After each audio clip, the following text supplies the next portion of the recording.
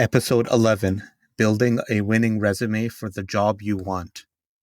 I have clients where I rewrite their resume and I'm sitting there talking to them. It's like you are your worst enemy. You are the reason you're not getting a job.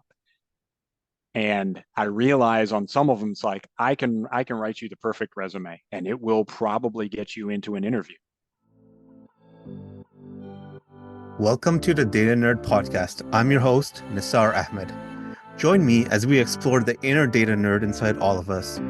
Dive into the world of data alongside special guests who not only share their wealth of experience and knowledge, but also unveil what truly makes them data nerds. This podcast is brought to you by Business Intelligence. That's Biznis Intelligence. You can subscribe to my YouTube channel at Business Intelligence to stay up to date with Tableau training and the Data Nerd podcast. Connect with me on LinkedIn or stream the Data Nerd podcast across all major podcast platforms. Welcome to the Data Nerd podcast. Today I have a special podcast lined up for you with Albert Bellamy. Albert Bellamy, he's known as the Marine who smiles at spreadsheets and adept at fixing broken resumes. He brings over 20 years of experience to his role as an Alteryx instructor. This includes notable positions in supply chain analysis and field artillery within the United States Marine Corps. Following his military career, he transitioned to roles such as interning at Google, managing social media campaigns for a prominent data analytics podcast, teaching Excel and Tableau. Albert's expertise extends to marketing analytics at Analect, a New York-based Omnicom subsidiary, where he honed his skills in Alteryx, contributing to projects for clients like Nissan Motors and Disney. He holds a bachelor's degree of economics from the University of Maryland and a master's of systems analysis from Naval Postgraduate School. Albert is certified in Alteryx Designer Core and Advanced with ongoing pursuit of a predictive master's certificate. So welcome, Albert, to our podcast. Thank you, Nisar. Appreciate it. Yeah, I appreciate you having you on. I know it's been some time since I've tried to get you on, and you've been a busy person, and we'll get into some of your experience. But before we do that, I wanted to, I like to ask all my guests an initial question. This is the Data Nerd podcast, and I'd like to ask if you're a data nerd, and if so, tell me the story of when you realized you were a data nerd. So the first question, it's a resounding yes. Mhm. To the second question, can I say it came on in waves? Sure. I mean, So not everyone probably realizes it in a given moment. yeah, exactly. There was no real eureka moment. I think when I was a kid, it was just I obsessed over two things, kind of military and numbers, and generally the confluence between the two. Mm, I would always want to look at battleship models or build them myself, but look at them in museums and sit there and count the number of guns that they had on them and read about old battles in the Civil War and what were the numbers on each side. How did one side overcome kind of overwhelming odds, and uh, always focused on, well, how did the numbers reflect the human experience, and how did somebody overcome something that maybe was a disadvantage? mm, How did one side win and the other side lose? Not that it's always that cut and dried, as I found out. yeah. We found out later on, but yeah, I think that was it. And then I think my life kind of, a few fits and starts at the beginning, but it eventually followed that model. I found ways, and served in the Marine Corps, and found ways to sort of do nerdy things there from time to time. You talked about doing supply chain and analytics, doing manpower analytics, Yeah. and then earned my master's degree through that. And eventually, when it was time to retire, this was really the only job for me. That's great. So it kind of played out like you're in your childhood or earlier on, you kind of had these ideas and you kind of, it came to fruition, right? Yeah. could say kind of you lived out what you expected to, or gone along on the path that you wanted, right? And not everyone can say the same thing, right? Some people get into data analytics later on in their lives. They kind of, sometimes transition into it from other fields and or whatnot. And so not Yeah, I think the everything. worst thing I can hear is somebody saying, "All right, I'd really like to get into analytics because I can work remote and it pays well." And I just like, no, these aren't the droids you're looking for. Run away. Like, go find something else. If that's your motivation, you probably Yeah, won't be happy with it, right? yeah, exactly. Well, then as guys in the industry, like, why do we want people like that in the industry? Maybe I'd wish someone like that on my a competitor company, but yeah, nah, you Yeah, no, you're barking up the wrong tree if that's why you're coming. I agree. I tell so I teach a class as well, right, in data Hmm. analytics. I tell them that you have to love doing this Yes. if you want to do it. All the other stuff, the pay, the remote option, those are all bonus things, right? As Yep. long as you love what you do, I think number one, you'll enjoy doing it, but you'll also be good at it. Yeah. And I think that's true not just for data, anything that you do. Yeah. That Um, no, I wouldn't wish that life on anybody. The life a life of drudgery where you're like, well, I'm slogging through this to earn a paycheck or stay home. What kind of life is that? Go do something that you enjoy. Yeah, I Uh, mean, you're doing this for 8 hours a day, 5 days a week yeah. for the most part, right? That's probably spending more time at work than you are with doing anything else in your life. Yeah. Life's too short to hate your job. I don't care what it is. I couldn't agree more. So let's talk about your job or your experience, right? That's a good Yeah. good transition, right? So talk to me about like I know you talked about how you got into data analytics and Mhm. why you're a data nerd. So we have a good idea there, but talk to me about what you're doing now. Um, resume services, training. What else do you do? Yeah, absolutely. So I started a business actually about a while back, about a year and a half ago, and it's sort of taken off in fits and starts. And it was sort of born out of I gave a speech on this evolution really where I started just after transitioning out of the Marine Corps and I started helping people with their resumes. A couple different reasons. Number one, I'm a passable writer, and number two, I really took to the networking and personal branding aspects of the transition. Mm, wasn't wasn't always kind of on point with the technical aspects of becoming a data professional, but I always had the networking, personal branding, content creation, all of those things came to me kind of naturally.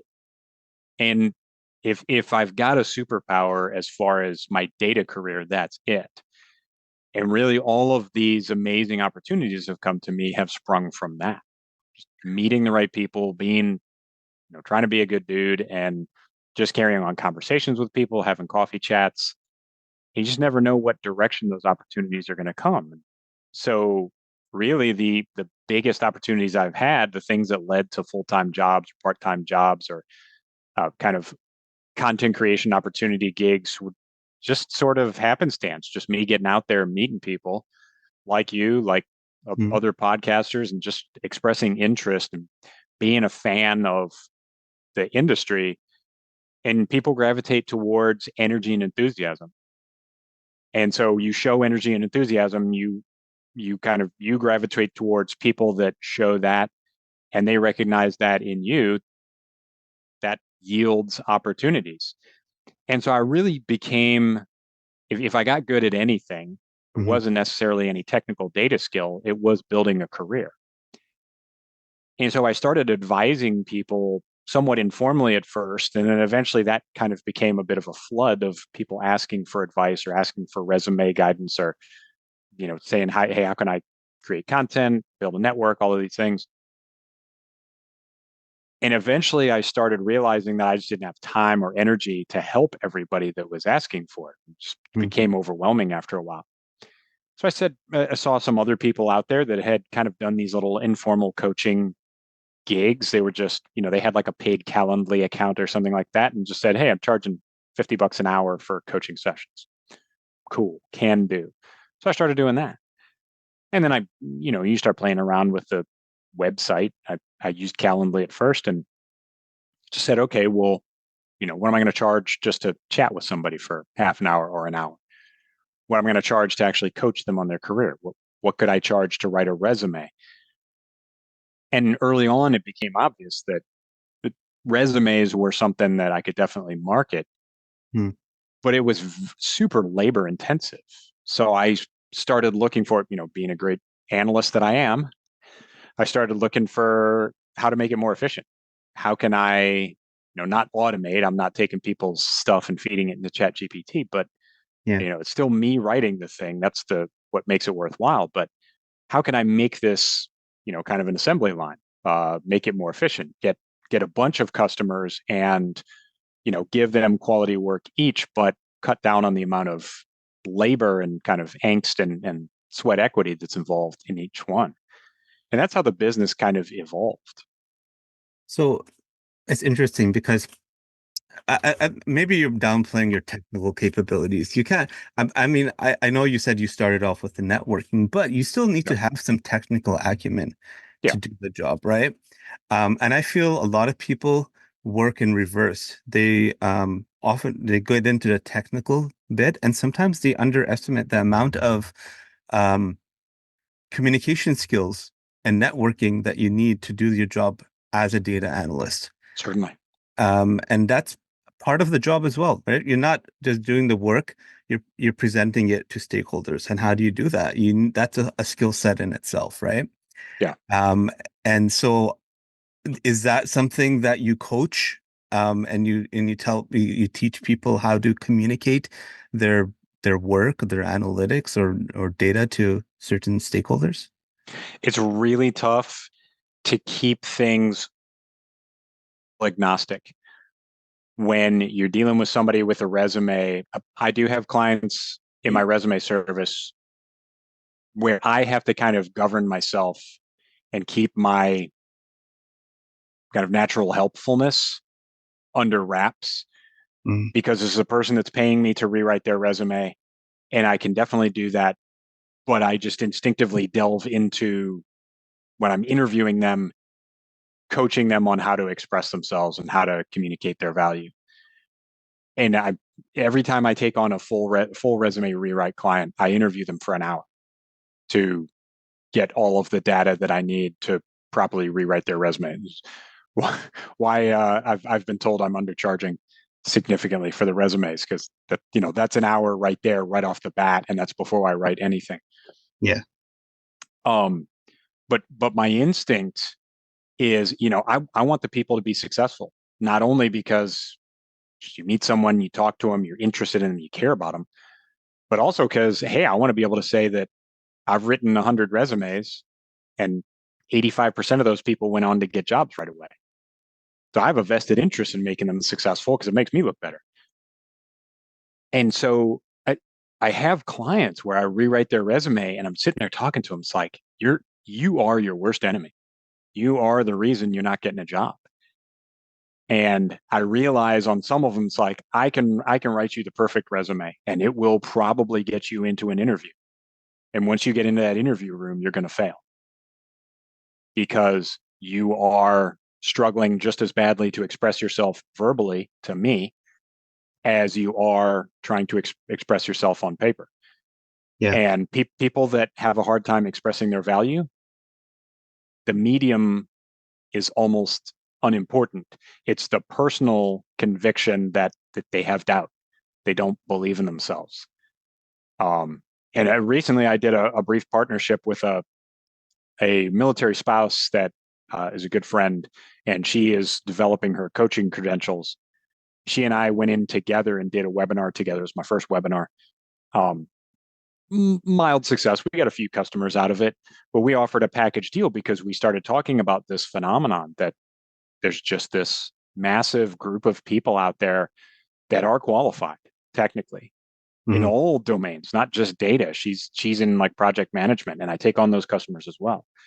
But there's just so many people out there that are wildly qualified for the jobs they're looking for technically, but their inability to communicate their value and just be proud of themselves, just believe in their own abilities is overwhelming. And it's the reason that they fail. Yeah, and it's about confidence, right? Yep. You don't have to know everything to be confident. Nope. Um, There's a Lots certain of level people of miss. confidence that allows you to say, I don't know. Yeah, yeah, exactly. People that Yeah, lack confidence will bluster and try and cover something when they get hit with a question, even in an interview where they don't know the answer. They'll try and obfuscate. And there's yeah. a certain level of confidence that's required to say, you know what? Right? And maybe this costs me the job. I don't know the answer to that. I'm going to go get it and I'll get back to you. But Well, if you think about it in the real world environment, I don't know all the answers, but if I tell them that I'll find the answers and I use my resources, yeah, that's what you're doing on the job. If you do that in an interview, like what's the harm, right? Like, that's it's no one's gonna expect you to know everything. exactly. And how often on the job do you get put on the spot like, sorry, you must give me this answer this second? That's That rare, doesn't happen. No. incredibly rare. Yeah. It's almost always, hey, we've got this brief to the C-suite in a week. Let's get ready. Or we've got something due by the end of the day. Go work on it. You get time to do things. Yeah, I came from a world where, yeah, there were times where there was bullets going over our heads. And yeah, that's something where make a decision right now Yeah. or people's lives are at stake. Yeah. And in the data business, nobody's lives are at stake. Yeah. You've got a deadline. Somebody's going to give you a task. Hey, end of day, end of week, 2 weeks, whatever the deadline is. But there's never any, oh, you don't know the answer off the top of your head. You're fired. No, that doesn't happen. Yeah. That's true. That's true. So let's segue into your resume Yeah, um, expertise. Okay, so what we want to do here is, you have a copy of my resume. I do. Okay, and let's talk about my resume, and Okay. let's talk about, and we're going to. I mean, this is not a podcast to tell people how you can improve just my resume. This is Yeah. about, you know, generally for resumes, and are you going to focus on more, data analytics resumes, or would this be good for any type of job or role? Honestly, the things that I highlighted on yours, I would probably talk to just about anybody about them. Some of the metrics that you see on yours, they're specific to data analytics, Yeah. but certainly the wave top points that I'll highlight, yeah, they'd apply to anybody. Okay. So let's talk about my resume. You want me to go ahead and share? Maybe, yeah. Okay. Or I can maybe just talk. I mean, in the podcast will have audio and video both, Okay. right? And so maybe I'll just talk. I'll highlight some of what's on my resume. Sure. Okay. And then you can talk through them, right? So right Absolutely. at the top, I have my name, address, not the full address, right? Just Hmm. town. And then I have like a tagline, right? Like some key points that I want to highlight. And I tried to mimic what I had on my LinkedIn profile, right? Yeah. And so what I have is lead decision scientist, data analytics instructor, and Tableau coach. Those are kind of three of the main things that I do right now. Okay. And then I have a tagline that says transforming the way business sees data using Tableau to visualize performance and drive decisions. Okay.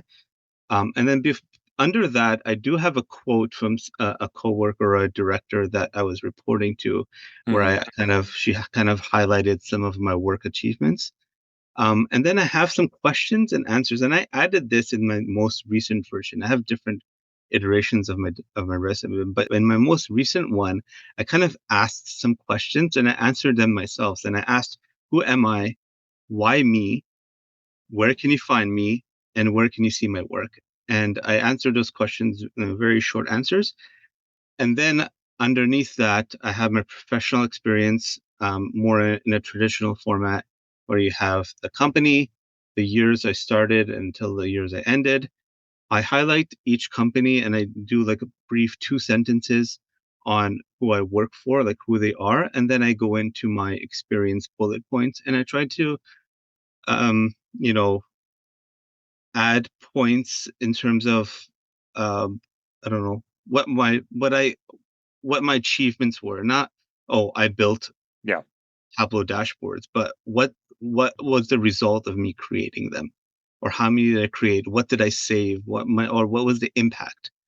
And so, so my experience, I have, I don't know, 15 years of experience. I don't go down all the way down to the very first job in details. I Yep. think I go back maybe But 10 you years. list them all, right? I list them all, Yeah. yes. So at first glance, you tell me what are your thoughts and what feedback do you have? The first thing that I would ask you, actually, the first thing that I ask almost all of my clients, I don't assume that what you're looking for is what the bulk of my clients are looking for. So the first thing that I would ask you if I was interviewing you and if you handed me this resume is, what are you looking to accomplish with this resume? Well, here's the thing. I'm not really applying for jobs right now, right? Yeah. So this is just a resume that I have just in case. Hmm. So do I need to custom? So my question for you. Do I have to customize each resume based on what I want to get out of it? Yeah. So and that's apparent from this resume. So this is, I sometimes call them eccentric resumes, esoteric resumes. I've heard them called. You Mm, have a very personalized resume. It's, I almost call it a celebrity resume. It's, mm. you've got your picture on there, which is not something I recommend. You've got 3 titles listed, again, not something I recommend. But the vast majority of my clients are people that are seeking, at the end of the day, one job. Now, when they come to me, often they're confused about what that one job is. And so I get a lot of veterans that will list all of these titles they've heard and they don't really understand. And it's program manager, project manager, product manager. They kind of just lump all these PM things together. A lot of data professionals will say, I'm a data scientist, business analyst, data engineer, slash whatever else. And often task one is, what are you? And So, when you're applying for a job, mm, the hiring manager for that job needs one person to fill one job. They don't need a jack of all trades. They need a master of one job, and that all they care about is that job that they're filling. So if you're applying for a lead data scientist job, that person doesn't need to know that you're a data analytics instructor or a Tableau coach.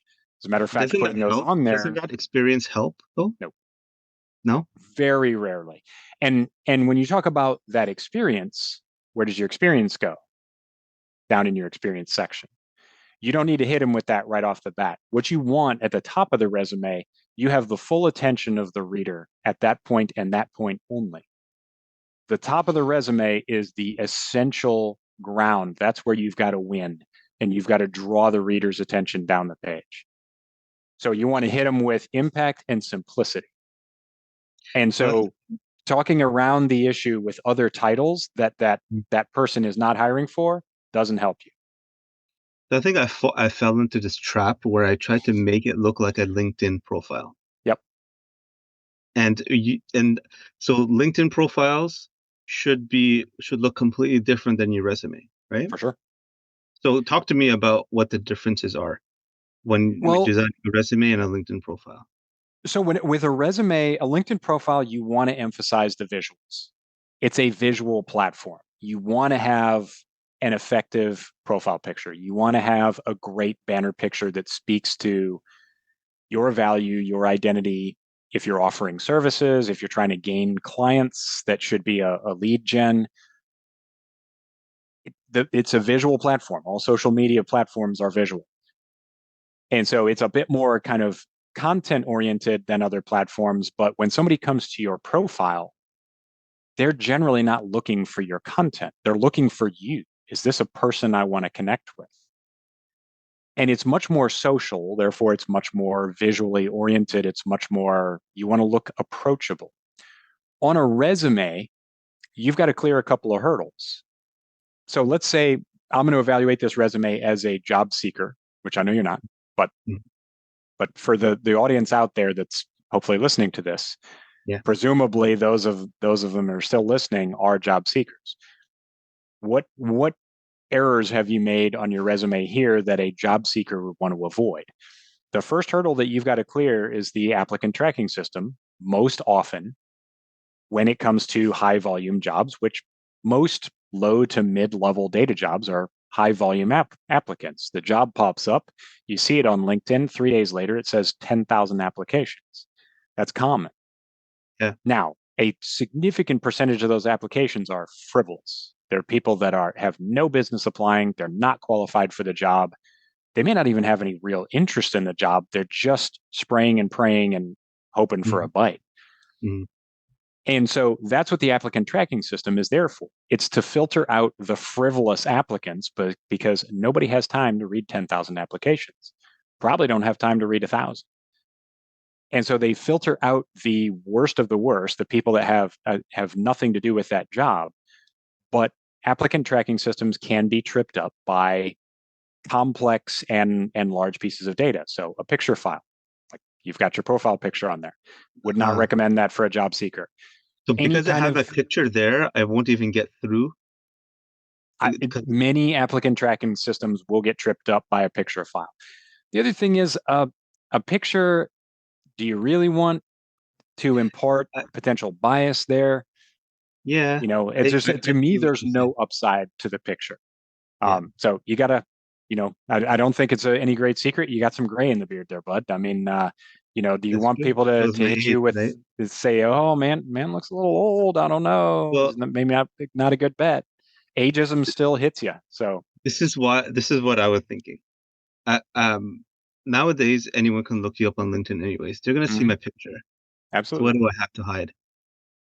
Well, it's not about hiding. It's about making sure that your resume is acceptable to the widest array of jobs. Mm, So if I'm telling you, hey, there's an automated system out there that may just throw away your resume based on the fact that there's a picture in it and it doesn't scan well. gotcha. And then beyond just a picture of you, any kind of visual element to the file can trip you up. So you've got the quote that you mentioned from Lenore Miller. Yeah, Great quote. yeah. We can debate about the merits of putting that in a resume. I don't know that tends to help you, but that's a debatable point. What's not debatable is I definitely would not put it in the. You have kind of a shadowed graphic there. That's Yes. like a PowerPoint element. Would Yeah. never do that because that will trip you up on the scanners as well. So Um, so we want to keep the formatting simple on the resume. yes, Okay, absolutely. good. So keep Because the formatting presumably simple. any job that you apply for is a job that you actually want. Now, if you're now you want to make your resume bland as oatmeal if you're sending it out 1,000 times a day, and there are people doing that. You don't need to make it dull. I would just remove things that could potentially trip you up on a scanner. There's no reason to self deselect in that manner. So talk about that scanner, right? You're talking Sure. about the what is it, the ATS, Yep. right? What filters do they use? Like what can trip you up? What do we need to now include keywords that you see in a job description in your resume Absolutely. so that you get through to it? Yep. I Okay. mean, you tell me, how bad do you want the job? Um, they definitely do. They will filter resumes to the top that match keywords at a high rate. Mm, There are there are some free assets out there. If you know how to use Chat GPT to break down your resume, large language models can break down job descriptions to the keywords and then can then break down your resume and give you a decent idea of how they measure up. There are various websites that have kind of a free level and then a premium level. I use JobScan. I pay for the premium. mm. JobScan used to be very good at the free level. It's now okay at the free level. They've taken a lot of their more useful aspects behind a paywall. But there are sites out there. I know Teal is a resume formatting site that has a pretty good free level. It has a keyword analysis tool that I believe is still free. Um, so yeah, there are ways out there to analyze the keywords within your resume. And even the paid level of those platforms, it's not expensive. You're talking 20, $30 a month for a subscription. And if you Yeah. only need it for a month, hey, good on you. So every job I apply to, I need to spend some time to Mhm. customize my resume, right? Sure. Um, so if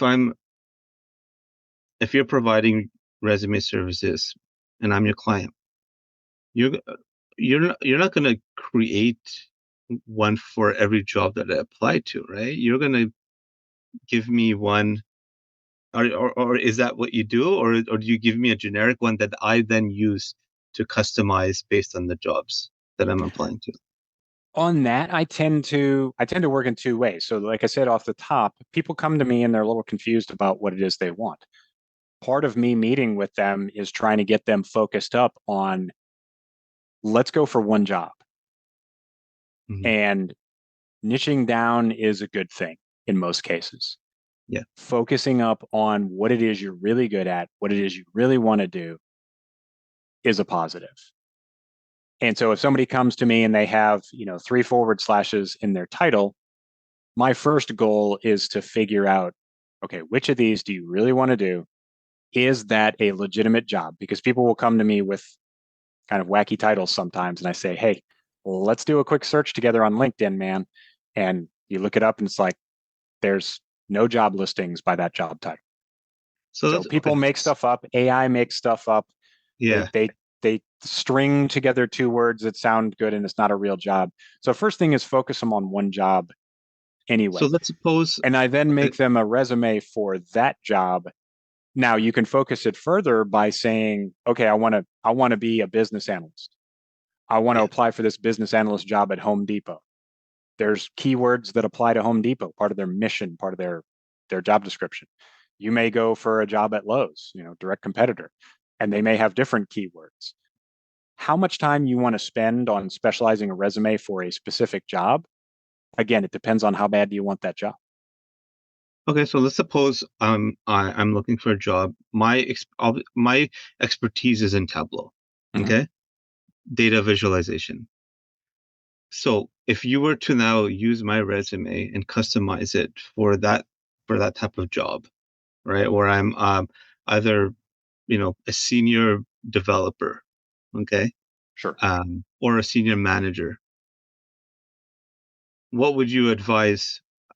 So you talked about taking out all the extra fluff in my Mhm. resume, right? Keeping it simple. Do I need a job title at the top? Do I just put my name and then go straight to my experience and then expand on my what I accomplished in each role? I always recommend listing a job title. I think that that focuses the reader. I think that it provides certainty in the hiring manager or the recruiter, whoever's reading the resume, that you are laser like focused on that particular job. Now, it Gotcha. doesn't always necessarily matter that it matches word for word the job that you're applying for, but it needs to kind of be in that same realm. Hmm. And that's something positive for the hiring authority, that Nisar knows exactly who he is and what kind of job he wants. And he's not just sending his resume to 1,000 different jobs and hoping he gets lucky. Okay.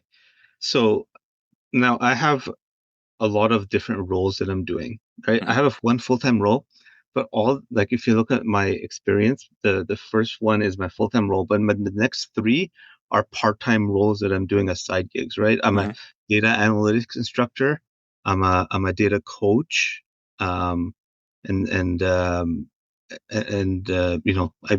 I've added those as experiences and didn't really highlight that they're part-time jobs though. Yeah. Um, does that is that something that I need to do? Is that something I need to call out on my resume? I would not necessarily involve every job that you hold or ever held on a resume.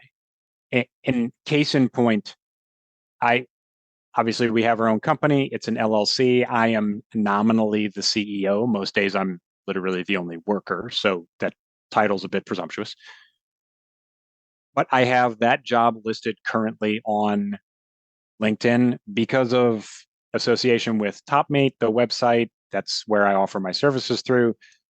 I have that it listed on my LinkedIn profile right now that I work at Topmate as a resume coach. Hmm. Neither of those things I would put on if I were in the market to go find another 9 to 5 job. I wouldn't put either of those things on my resume. There's no upside to it. There are So things that I have listed on my resume in the past that I would now drop just because they're at best idle curiosity. There was an instructor position that I held for a little while that teaching Tableau and Excel. I don't know that I'd put that on there now because it just doesn't speak to my value anymore. And it's kind of a waste of space, honestly. It was a part-time job I had while I was still transitioning out of the Marine Corps. It doesn't add anything at this point. So there's no real reason to add it. As long as you have continuity and you can explain kind of a story of your professional career, you should be fine to leave things off if they don't add anything. but I feel like that's part of my story, right? So when I started working in Tableau, Hmm, it's been like 7 years now, right? And that's really where my career kind of took a different trajectory, right? When I started working in Tableau, I could probably leave anything prior to that off because it's not related to what I want to get into in Tableau, right? sure. But from there, I started teaching, and I started teaching at different schools, which I want to highlight because those schools are well known, and I feel like would give me maybe an upper hand compared to other candidates, right? And so the number of full-time roles is not as much as the number of part-time roles I've had teaching or coaching or whatnot. And but that's all part of my story. It's all part of what makes me who I am and I feel like what qualifies me for the job if I were to apply for a job. We're talking about two different things here. I heard you say a few different things. Some of them make me think you should leave that in. Some make me think you should take it out. When Okay. you say it's part of my story, Yeah. does your story sell?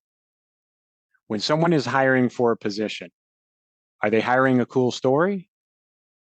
More No. likely, they're hiring someone that can do a job.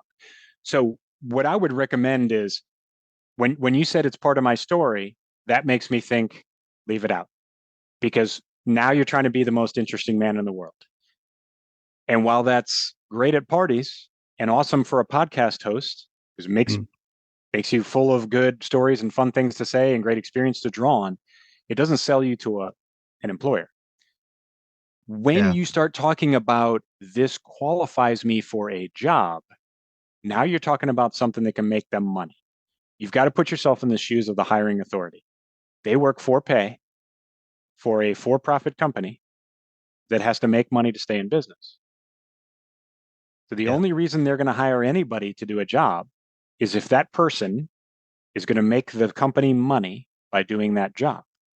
Anything on your resume that doesn't lead to the conclusion that you're the best person to do that, you're leaving it on there for vanity or because you think it's interesting or cool or and people will justify just about anything being on a resume by saying it'll make you stand out. That is some dangerous language because Well, people will put somebody, hobbies and they'll put silly things on there. They'll put volunteering in animal shelters yeah, because yeah, it no, makes me interesting. yeah, that's no, I agree with that. Those That'll things almost have never no, help you, and it will definitely clutter up your resume and take up a bunch of space you're not for getting generally hired for no because reason you're not getting hired because you help out at an animal shelter. because you're a great humanitarian. Nope. Yeah. For-profit But businesses want to know, can you make me money? okay, but if I'm applying to a job that's looking for a Tableau expert, Mhm. if they see that I'm teaching Tableau, does that not make me It absolutely does. valuable to them? It absolutely does. And that's why I said, hey, you say it's part of my story. The hiring manager doesn't care about that. When you say it makes me more qualified, Yeah. that absolutely So is a I good guess it boost. depends on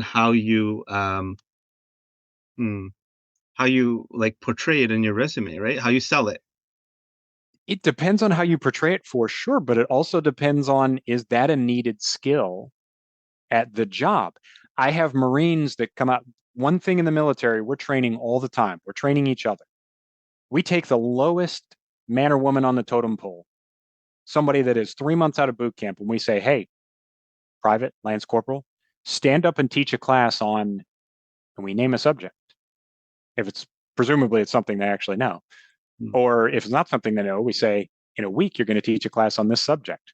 Go and study.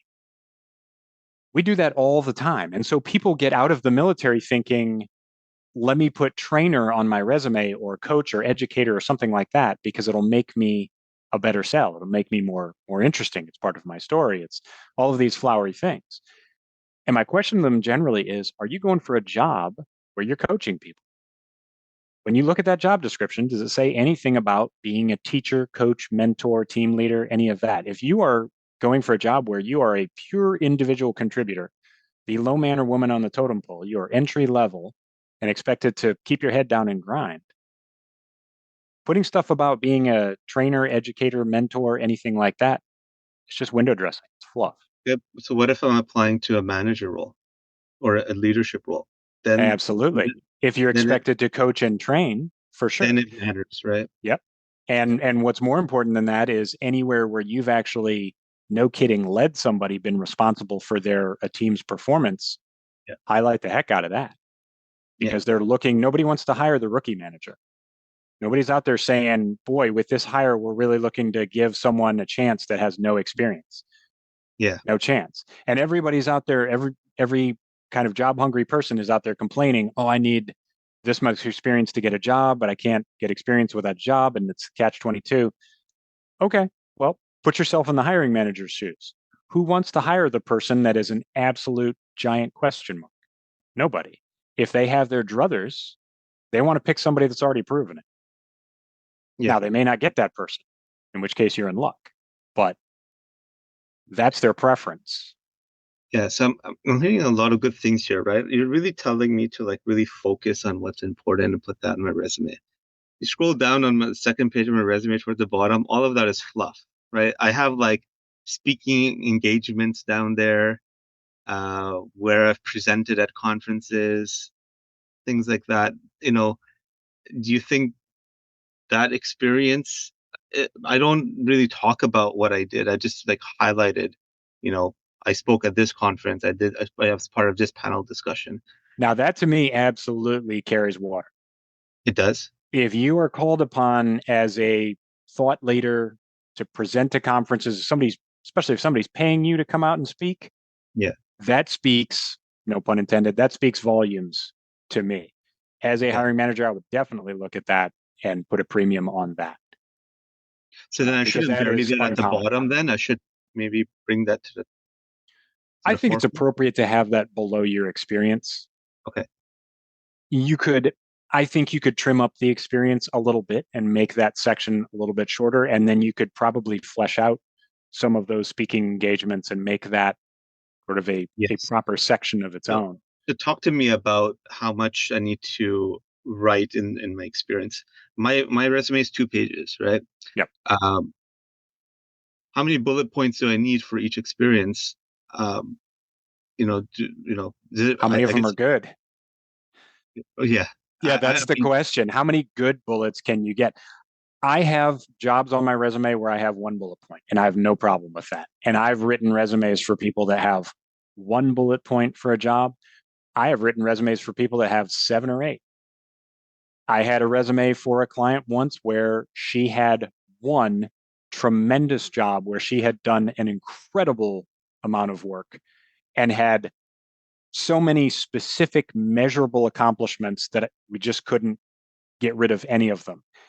And before that, she had 3 jobs that were just nothing. They were mm, irrelevant, not domain specific, no real measurable accomplishments. It was kind of Joe jobs, really. They weren't flipping burgers, but they were yeah, probably the corporate equivalent of such. right. And we wrote a resume where it was one page, and that one job, that most recent job, took up probably 2/3 of the page. And we were both fine with it, and she went and got a job with it. So is Um, one page ideal, or should we do two the pages, or just general rule of thumb is 10 years of experience or less is one page. Your work history goes back 20 years. So you're yeah, definitely a two-pager in yeah, my book. I like the balance that you have in your experience section. So, like you said, you're kind of earlier working your way up jobs, communications, stuff that isn't necessarily germane to the data industry, and then use those early data jobs where maybe you didn't have a ton of measurable accomplishments. I Yeah. love the fact that you just listed the companies, the dates, the titles. That's Yeah. perfect. Where I think you can gain some ground, I personally do not like any kind of job description below the job. If it's something that is a known title, senior business support analyst, Tableau developer, Mm. data analytics instructor, these are common titles. I don't think anybody needs to know the nature of the business for one. That's something for the interview. I Yeah. don't think they need to know the nature of your job. It's obvious from the title. That's where I would gain some ground and some space to develop further some of those other issues.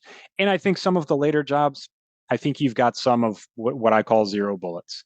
And they're descriptive. They talk about things that you did, but they're not going to gain you any There's ground. no impact there. It doesn't Nope. show what impact I have, right? Yeah, So we don't want to explain what the job is because they don't care what the job was. They want to exactly. know what how can you help us? And if Yep. I can show them how I've helped others, then that will translate to to potentially getting the job, right? And, not to be facetious, but you want to have something to talk about in the interview. If Yeah. they're curious about the nature of a job or what kind of company you're working for, it's absolutely something they'll ask you in the interview. Hey, this PSEG Long Island, what kind of company was that? Well, it was this, and Yeah. this. But I see no upside to describing the company that you worked for or describing the job that you did as long as the title is communicative and well understood, which it looks like all of yours pretty much are. Yeah. Yeah. Good. So, no, a lot of great points here. I actually, you know, it's changed my perception on how to write resumes.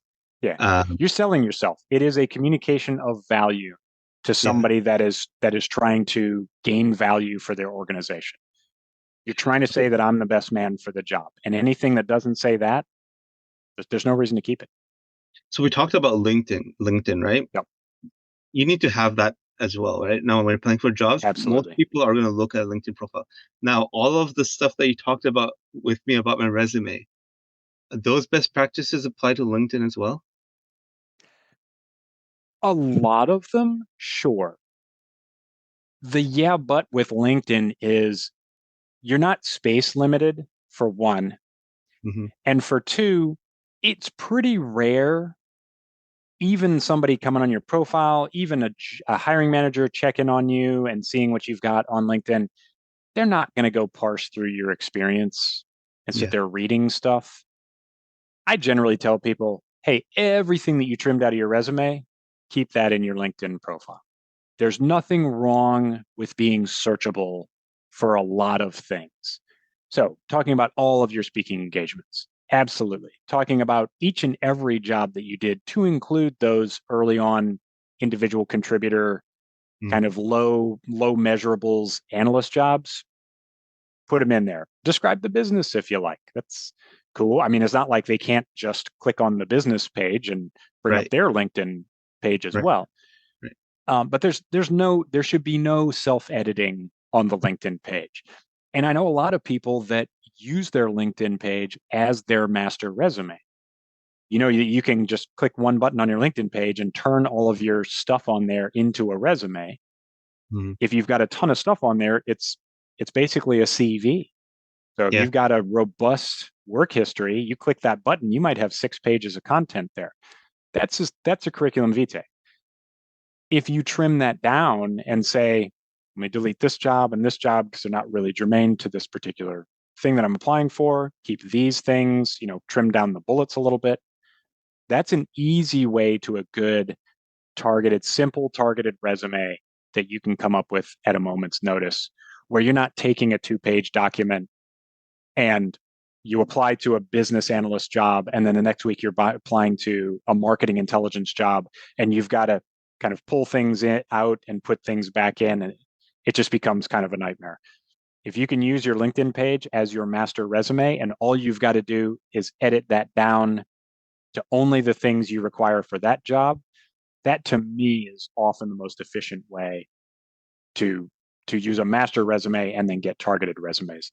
The other way is to pay for a site like Teal, where you can keep multiple versions of resumes with their paid tier, and then you can click one button and say, show me my business intelligence resume, and it brings it down. Show me my data analyst resume, right? Something like that. What about ChatGPT? Can we use ChatGPT to customize a resume based on a job description? You can. And I use ChatGPT to help me write people's resumes. Mm. You have to be very, very cognizant of the things that ChatGPT will get wrong, because anybody that deals with resumes consistently can spot AI generated text a mile away. There are Yes. certain things that ChatGPT is going to consistently get wrong unless you specifically, like word for word, tell it not to do those things. Some of them I got to keep as trade secrets, so I can Yeah. be the master. But the one thing is, anytime I see a resume where the applicant has an impact metric in every bullet, that impact metric is a multiple of 10%. I move the needle 10% on efficiency on this thing. I move the needle 20% on this thing, 30% on this thing. If it's always a nice even number, if it's Mm. always a percentage, and literally every bullet has an impact metric, dead giveaway.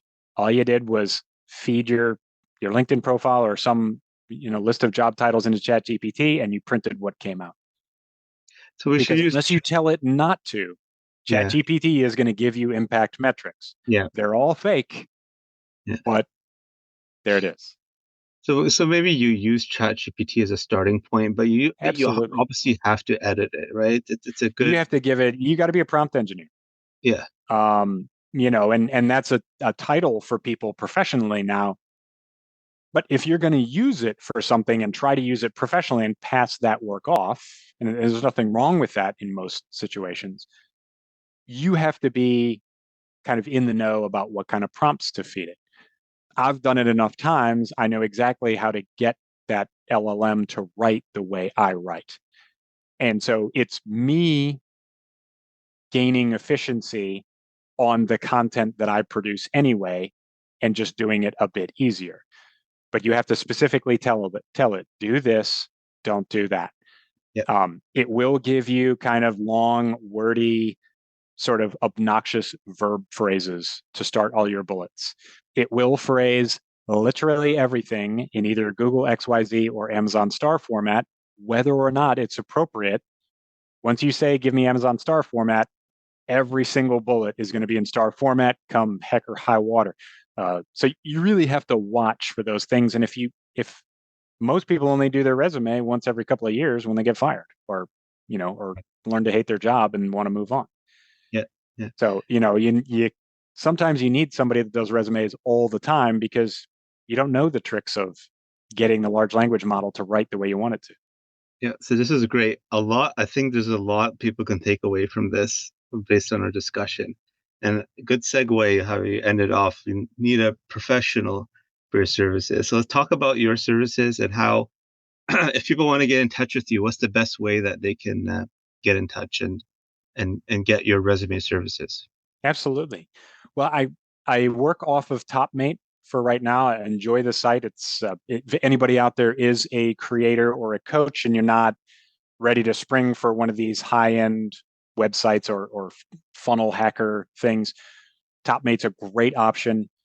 There's a lot of data creators on there, data coaches on there. So you can go on there. It is I'm Major Data on Topmate. Mhm. Or to get there, you can go to my LinkedIn page, and I have my link kind of prominently displayed in the header. There's a link right below my name saying, let's fix your resume. So you can search for me on LinkedIn, Albert Bellamy, or it's just the end of my LinkedIn is Bellamy-Al. I'll put your link up, your LinkedIn profile and your website in Awesome. the description of the podcast as well, Yep. so people have access to that. But thank you, Albert. A lot of great pointers, great knowledge, and I think a lot of takeaways that people can take away to improve the resume and hopefully get the job that they want and love, right? The important thing is Yeah, something that they love. Don't apply for something you don't want to do. exactly. Yeah, and don't. It's not the job if you want to work remote and make a bunch of money. Yeah, Trust me, there are better things to do if those are your goals. yeah, But yeah, if you love the numbers, and come on in. It's a great industry, and the difficulty of finding a job is wildly overreported. There are still people out there getting good jobs every day, and I love helping them. It's great. great. Thank you, Albert, for joining the Data Nerd podcast. Absolutely. Thanks, Nisar.